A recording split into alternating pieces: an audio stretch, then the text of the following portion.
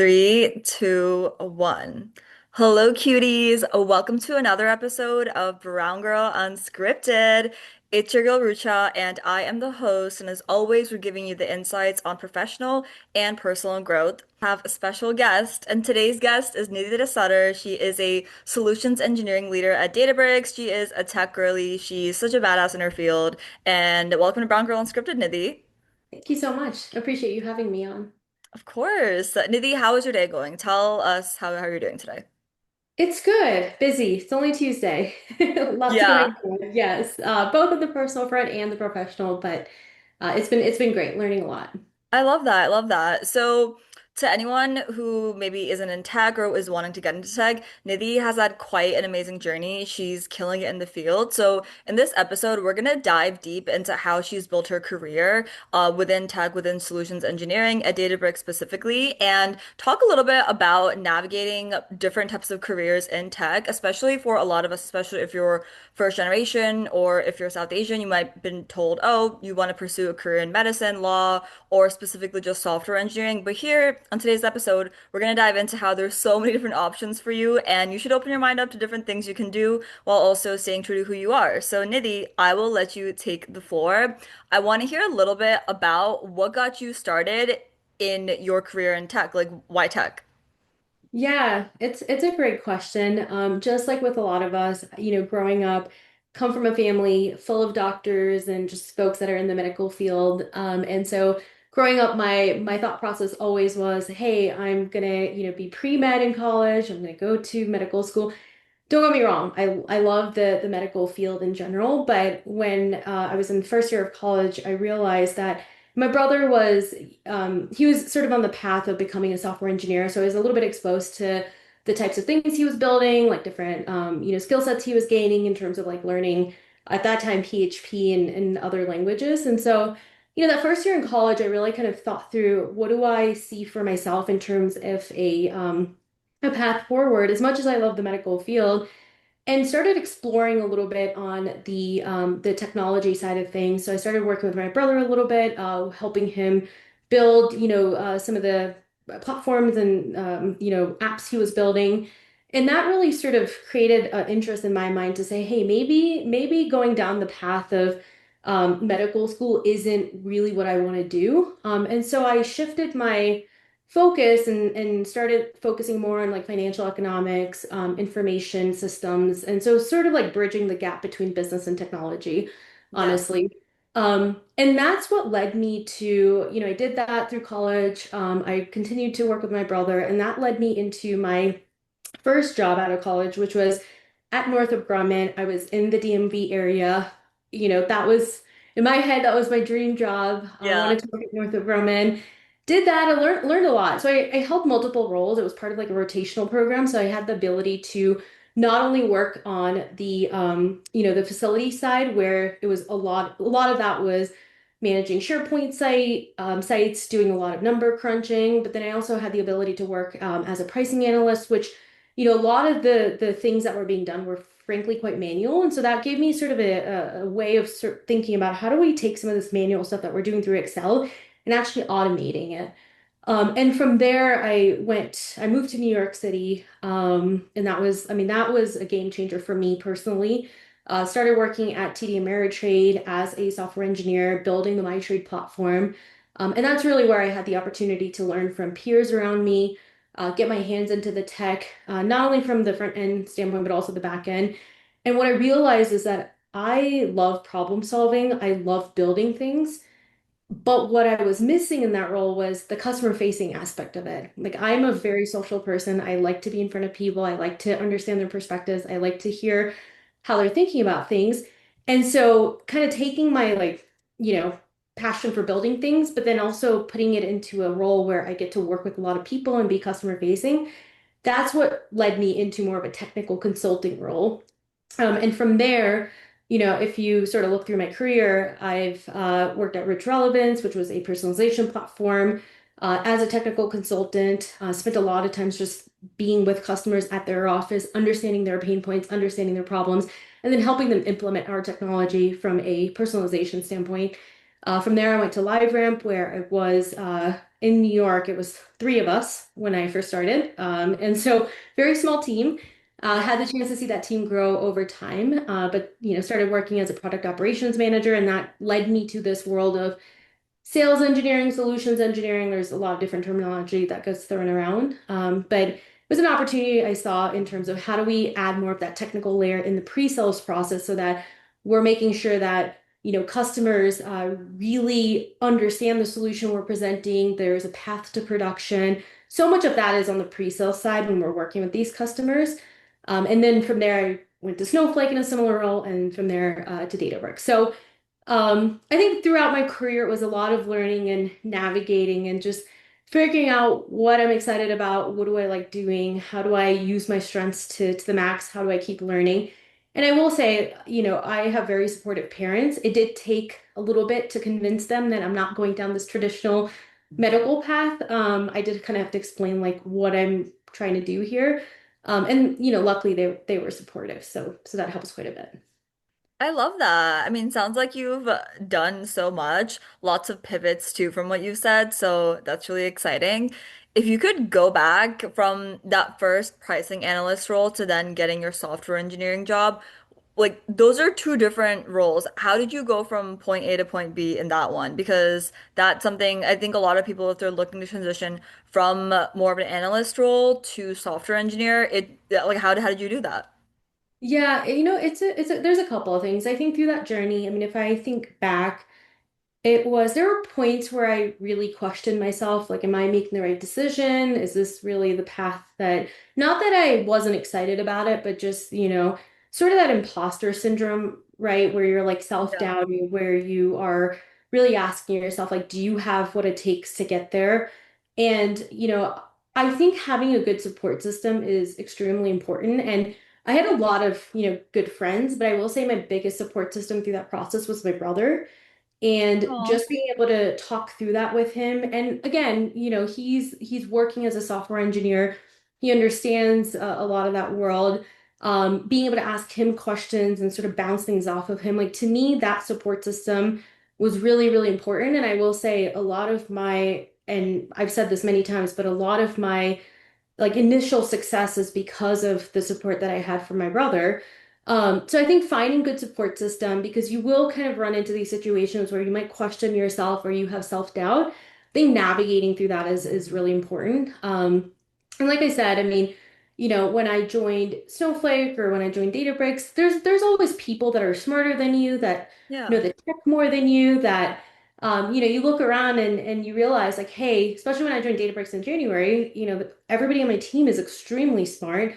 There are other people around me that have been at the company for 8 years, and you have to sort of like realize and remember that you just joined, you're learning, you got to find sort of what differentiates you. Like things come with time as well, so you can't put that pressure on yourself to say, hey, I need to know everything there is to know in the first 4 months of being here. Like part of this is just learning and making sure that you're giving yourself grace, which I have high standards, so sometimes I have to keep reminding myself of that. Yeah, I get it. Because it's really easy to fall into this bucket of like, I need to know everything there is to know without understanding or realizing the fact that, hey, I just joined in January, right? So it's not a ton of time. So you do have to balance those expectations. But again, I think if you're dealing with like imposter syndrome, which I've gone through multiple times in my career in my life, you need to understand where it's stemming from and then making sure that you have a good support system.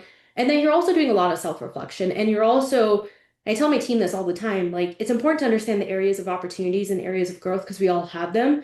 But you Yeah. also need to recognize where you're doing well and what you're really good at and make sure that you're telling yourself like it's not just all areas of opportunities of growth, right? Like there are things you're doing really well that people want to do or people look to you for or people think that you're a role model for. Like you need to recognize that for yourself. Yeah. And do you have a best practice that you use or like a routine to remind yourself of these things as you keep growing as a leader? Yeah, I have started journaling. To I love me, that. I'm a writer. I love writing. So I like to put things on paper. And I'm saying like traditional pen and paper, not typing out notes. Like that's just me. So I Yeah. actually have a journal that I keep. And actually it's on my desk right now. But I think it's important, like spend, this is just what I've started doing, like before I just jump into work. Every day I spend like 15 minutes just sitting down, writing down my thoughts, writing down like, hey, what was successful yesterday? What do I need to focus on? And I try to do that pretty regularly because it's a good way for me to remind myself, hey, we did accomplish a lot of things yesterday, and then these are the things I need to focus on. For me, journaling it has helped quite a bit. Got it. So it sounds like you do a brain dump. Is that correct? Just in the morning and kind of going Yeah, over things you've yeah. accomplished and what you want to do. That sounds really productive. Would you say that's been a practice or like some form of that throughout your career or something you've done more so recently? Or what did you do before?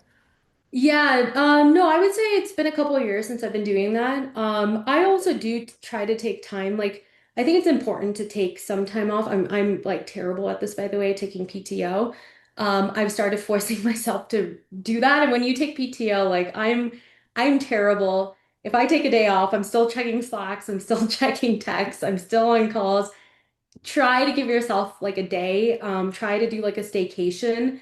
Matter of fact, like I have one upcoming next week for like a day or two and just gonna go to Vail. Nothing crazy, not stressing myself out in terms of like travel, but Yeah. just something where I can take a step back. And those are moments, at least for me, where I do get the mind, like the ability to sit down and actually kind of think through like what is happening in my life, what am I, like what am I proud of, what do I want to focus on. So I think being able to sort of unplug is also important, which is something that I've been trying to do, obviously in a balanced way because there's a lot going on. So I would say before, in the beginning of my career, I didn't do this as well, candidly. It's something that I've learned just kind of through my own experience. I mean, I still remember working at, Northrop Grumman. It was busy, I was stressed. Like I said, having a good support system always helps. But I didn't do this like self-reflection piece really well. But it is something that I've again learned through my career, and I have good mentors too. To me, that's also important. There are folks in my network that I reach out to for different things that I bounce ideas or thoughts off of, or sometimes I'll just call and ask them like, hey, I have a situation. Here's how I'm thinking about it. Am I going crazy or would you approach this differently? That really helps as well. I love that. I honestly love reaching out to mentors as well. I think it's so key for having that support system. Like sometimes you need someone to just tell you, you're not crazy, you're trying your best, and it's all gonna be okay. Yeah, and I think we also have to be realistic. You have to work at it every day. At least that's how I think about it. Yeah. Some days are easier than others. Like today has been extremely stressful for different reasons, and it is very easy because we're all humans at the end of the day. So, like I said, give yourself grace. It is very easy when you're overwhelmed or you have too much going on or you're trying to navigate both on the personal and professional side. It's really easy to get frustrated and, go down this path of like just kind of negativity or you're venting. I do think it's important to recognize when you're going down that path and say, okay, let me reset. And that's been something, like I said, it's regardless of how many years of experience you have or how many times you've dealt with it, you will fall into that bucket at times, like I did today. And I had to actually step away and say, okay, let me reset, take the dog for a 15-minute walk and come back and Yeah. look at this again. I love that. Sometimes a walk with your dog is the fix. Yeah. That sounds really Get a lovely. dog. Get a dog, yes. You guys hear that? Get a dog, get an emotional support pet. Get a golden doodle. They're the best. Is that what you have? I do. His name, by the way, is Frochi, and he's named after, no joke, frozen yogurt and Chipotle. Oh my God, wait, there has to be a story behind that. I we signed up to get a dog during COVID. At that point, it was, you had no guarantees that you would actually get a dog or not. So we didn't know if it was going to be a girl, a boy, and I just ended up picking. That was our Wi-Fi name, by the way. I love frozen yogurt and I love Chipotle. So growing up, that is something like I remember, I would go out with my cousins and there was a Chipotle and then right next to it there was frozen yogurt. And that was like a thing we did all the time every week. Go to Chipotle, go to frozen yogurt. And so my Wi-Fi was named Frochi. And then we finally, were on this list to get a dog. We didn't know what gender, so I was like, okay, what's the most gender neutral name I can think of? Yeah. And we ended up thinking of Frochi, and that's his name. his nickname is Froyo now, which I think is super cute. Wait, I love that. That's iconic, honestly. I love the story behind that. Yeah. Yeah, although the neighbors, Froji is not a very common name, so I've heard them call him Frozy, I've heard them call Froggy. I mean, all sorts of like I've heard all the names. Yeah, no, I love that. Okay, Yeah. so one question that we get a lot on the podcast is when it comes to job hunting, getting a job, especially in tech, everyone is wanting to get into tech, especially with their transitioning, or maybe they are in college right now looking to get into the tech industry. For Yeah. someone who's wanting to get into solutions engineering, specifically what you do, what would you say, like right now in like the economy today, what would you recommend for someone like that? That's one of our viewers. Yeah, I think that's a great question. I think part of it is understanding when we think about solutions engineering, that is going to look different for a company like Databricks versus a company, not to say like the general underpinning of the role stays the same in the sense that we are client facing, we're solutioning, we're understanding the customer's pain points, we're understanding the architecture, we're using a lot of that to problem solve, right? So a lot of the underpinning stays the same, and value-based selling obviously is a big one.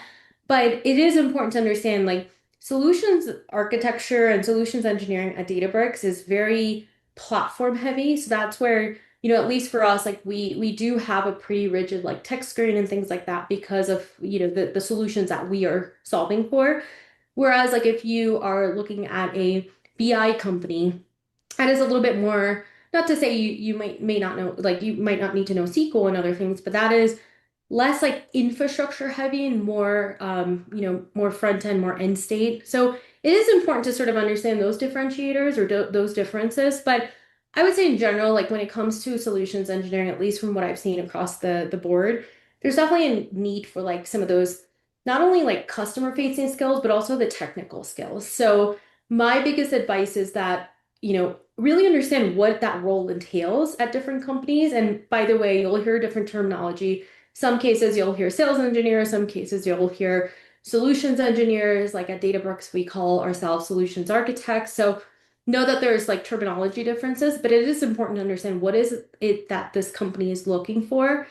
And then, participate in tech conferences, meetups, like build a network, learn from other folks that are in the space that are doing that job as much as you can, and then build up your technical skills. And that can be done if you're the type of person that can learn on your own, like there's a ton of courses out there on Udemy and other platforms.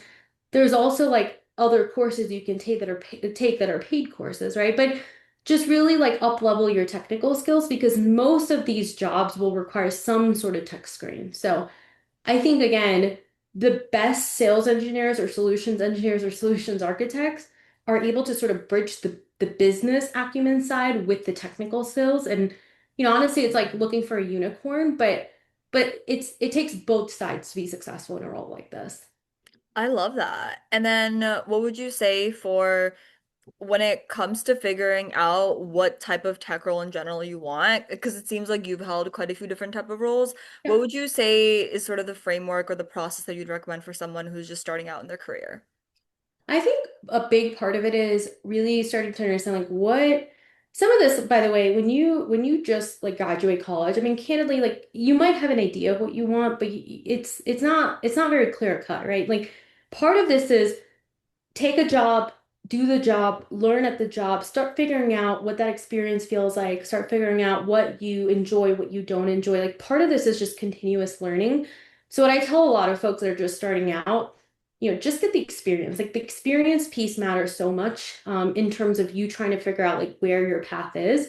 And then from there, as you start to get more clarity in terms of the things that you enjoy or the types of impacts you want to have, or you get a better understanding of what your skill sets are, what your strengths are, then you can really start to hone into that and then start to build on top of that, right? So then, like for me, as I was sort of moving from a software engineer role to a technical consultant role, I knew that that was going to challenge me in a way where now I'm going to be, and this is something that I obviously enjoyed and what I was looking for. And I figured that out by working as a software engineer, but being more customer facing, like being an extension of a customer team.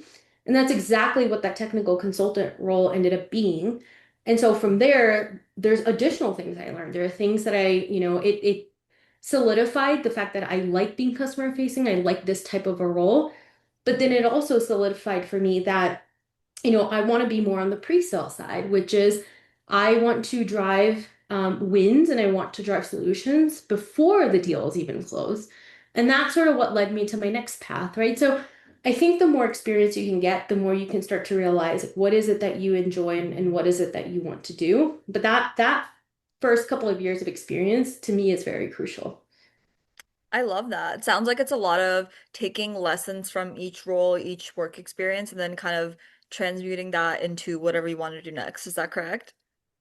Yeah, yeah. And then just honing into the skills. Like I'll give you an example. I mean, as a software engineer, like I worked a lot with Node.js and I worked a lot with, React and other frameworks. But going into a data-driven, like product operations role, I knew that I would have to learn SQL and be comfortable with it. So I started really leaning in and taking courses and getting myself, I mean, I've taken courses in college, but like getting myself more familiar because I knew that as I was sort of working at LiveRamp, but also like when I was looking at my path to Snowflake and Databricks, like, that becomes a required skill, like SQL, and then coming into Databricks, like Python, right?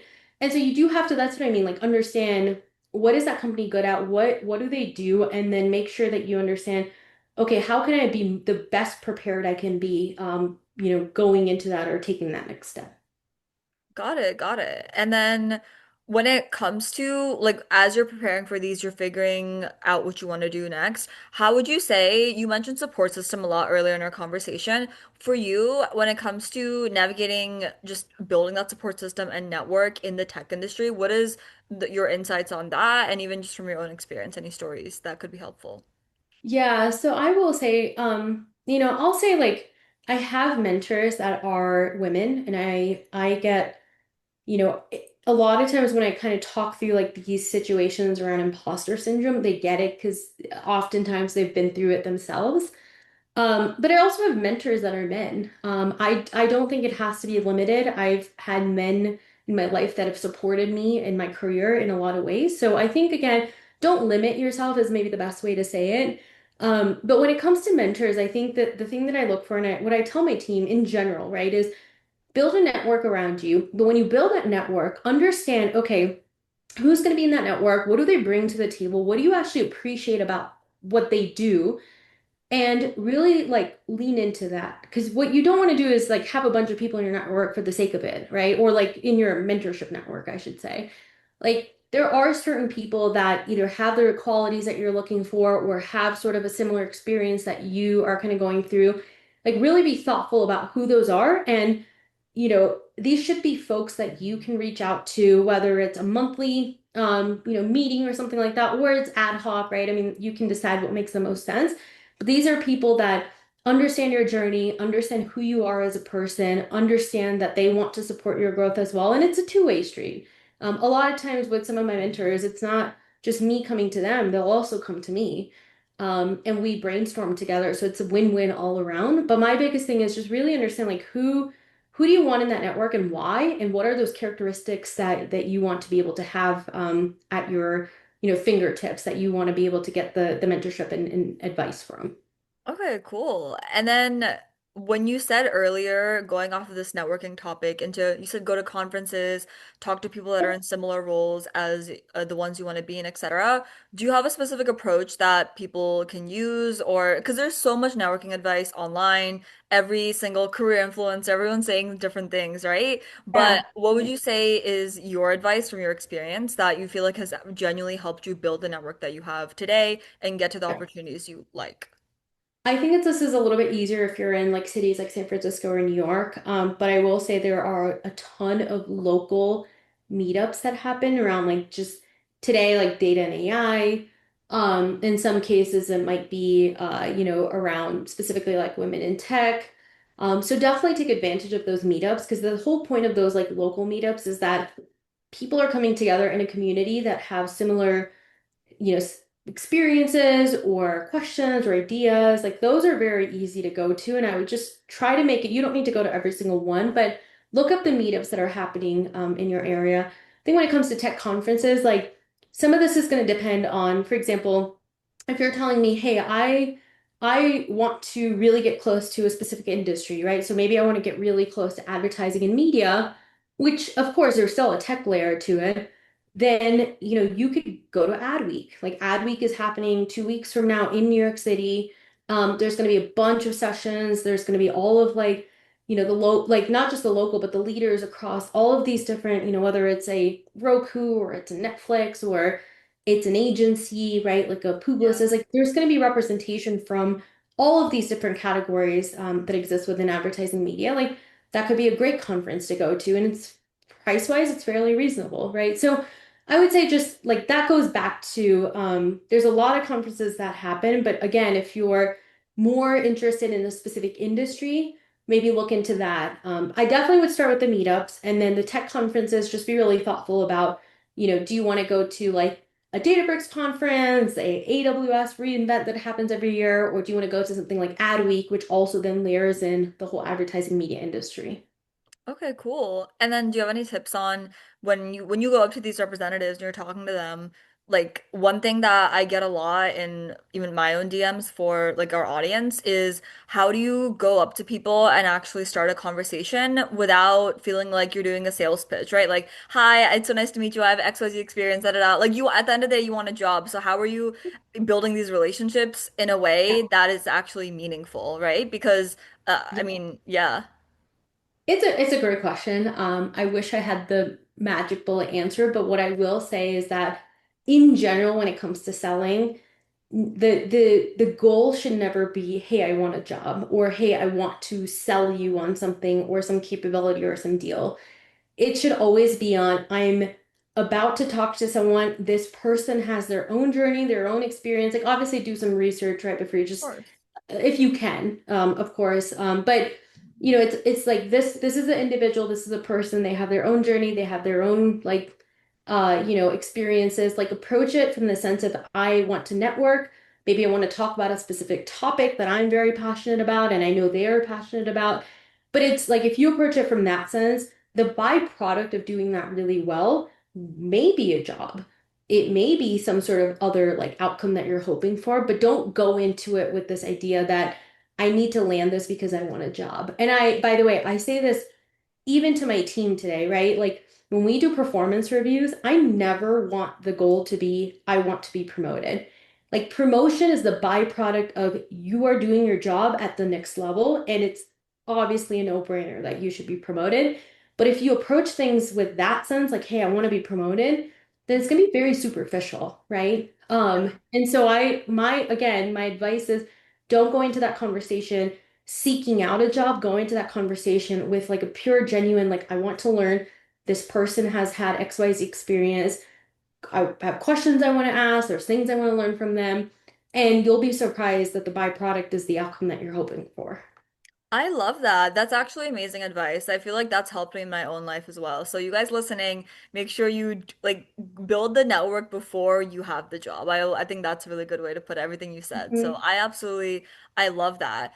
And Nidhi, we're coming towards the end of this episode, and something I like asking all of my guests is if you could go back in time, what would be one thing you could tell your younger self for you with this specific topic when you were first starting your career, when you were in college, navigating it all? What could you tell young Nidhi? That's a pretty loaded question. I wish I could tell myself that the amount of pressure I went through when I made the decision, okay, I'm not going to go down this like traditional path that everybody expects of me, and I'm going to take a pivot, and I have no idea where that pivot's going to land. Like, I have no idea, but it'll be okay. Like, believe in yourself, trust. I wish I could tell myself that because if I think back to the initial moments, like it was stressful. And like I said, my parents, were supportive. It took some like explaining kind of, explaining sort of what my thought process was. But I had a lot of pressure from outside of my parents, like just my community, like my uncles and aunts, and I questioned myself, like, am I doing the right thing? Am I making like a fool of myself? And so I wish I could go back in time and just say, you're smart enough, you know what you're doing, it's okay, it's going to be your journey, you're going to learn from it, and you'll figure it out. Like, I wish I could go back and say that because I think the first couple of years were fairly stressful. Oh, yeah. No, that's so wholesome. I love that. And I mean, look where you are now. So it sounds like you that really worked out.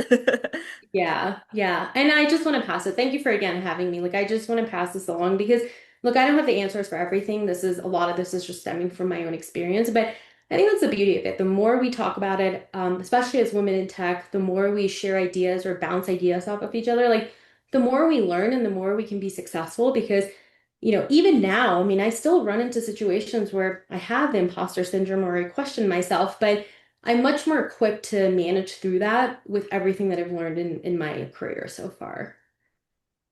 Yeah, no, that makes a lot of sense. I mean, I totally agree with your sentiment though about just having these conversations more and more and creating representation because we are in really competitive industries, we are women, and it's just good to keep the conversation going because representation is genuinely everything. Yeah, exactly. Yeah. Well, thank you so much for coming on to Brown Girl Unscripted. I loved our conversation. I loved having you.